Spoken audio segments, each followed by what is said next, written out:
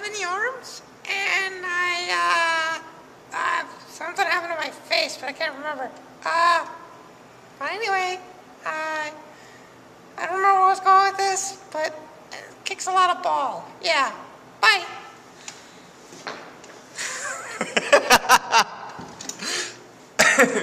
How are you doing? Your Ministry to Win It challenge this week is to write lyrics, to come up with some poetry or some stupid songwriting thing. No, nothing stupid. To come up with some songwriting ideas that we would put together a worship song as a youth group. So I really would like you to spend some time and focus on what are the things that your heart cries out to God. Write it down on paper. It doesn't have to rhyme, just different lyrical lines or something that you find is a poetic way of saying, Lord, I love you. Lord, whatever it is that you want to say. So anyway, I'm going to grab a sip here. Oh, excuse me.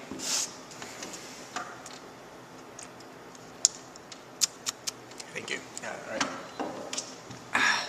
So this evening we did something I was a little uncomfortable with as far as the subject matter, and we were talking about something that's great because this life we are not alone. And there's been some really good writers and some really good famous quotes and everything else that have to deal with the way that our life seems like it's on this presentation, whether our life is like a movie or like where the world is a stage concept.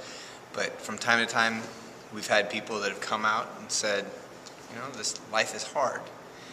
And when we look at the different characters in the scriptures, they deal with that concept too.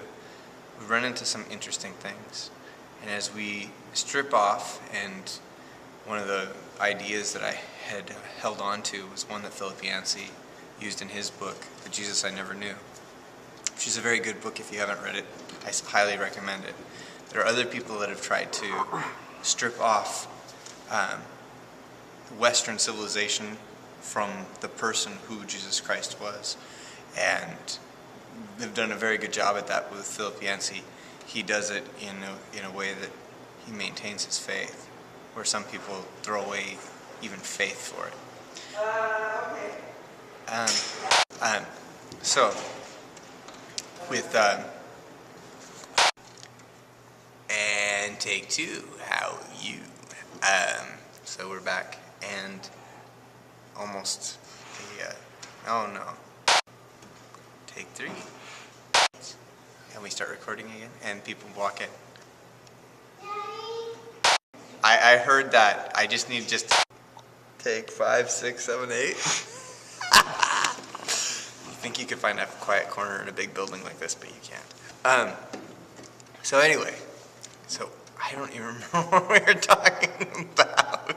We were talking about Philip Yancey's depiction of the people that come out on the stage of life and have said, hey, the world is hard, that you hear a voice of the stage director off stage, the voice coming backstage saying, you don't know how hard it is back here, and how that changed when Jesus came. Tonight we actually looked at two women. We looked at the Samaritan woman at the well from John chapter 4, and we also looked in Matthew 15 at the Canaanite woman that came up to ask Jesus to heal her demon-possessed daughter. And in both of those stories, you have seemingly, we realize that by reading both of the stories side by side, that we don't often take stock of who Jesus really is and give him the chance to be who he is without us saying, oh, this is this guy, and he's always like this, and he's always like that. You don't see that in those two stories. You see a difference between somebody who doesn't see ethnicity as a barrier, and then you see somebody that has no time for someone and appears to use an ethnic derogatory slang against somebody. And it's that one that is the hard one.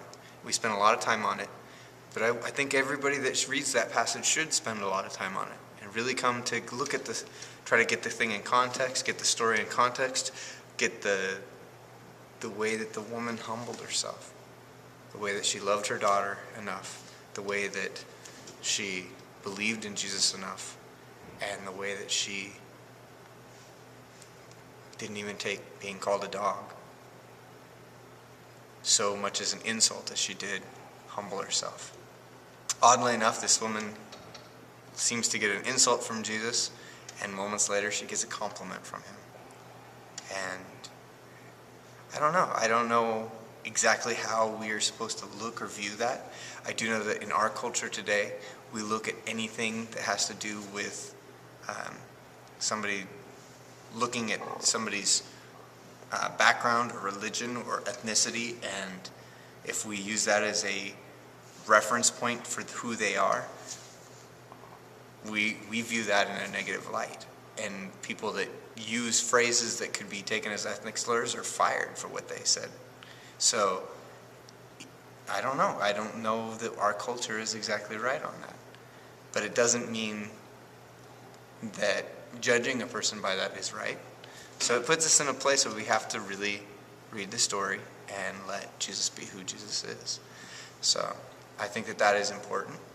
And I think that that's important, especially when we're coming to worship, that you go back to the Samaritan woman at the well, and Jesus says, it's neither on this hill or in Jerusalem, but the time is coming, is now here, that the true worshipers of God will worship him in spirit and in truth.